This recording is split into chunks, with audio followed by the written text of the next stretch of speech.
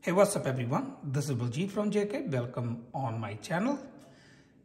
In this video, we are going to learn how to type degree symbol on your MacBook. I was trying to make one of the thumbnail for my video and I had to type degree symbol. I tried to search on Google and I done a couple things, but this MacBook, it's 2019 and 16-inch. It wasn't working on this one. So finally I have figured out, so I decided to make a video. So if I have to type C and F, it doesn't make any sense. So I'm gonna put degree symbol behind it, so it will make a little bit more sense for the people. They're gonna understand what I'm trying to say. So on your MacBook, first you have to press Option key. First we're gonna bring our arrow where we're gonna type, like say I'm gonna behind C. I'm gonna press Option key, then I'm gonna press 0. You will see it got 0 degree, C degree already. Now I'm gonna go behind F, Option, and I'm gonna press 0.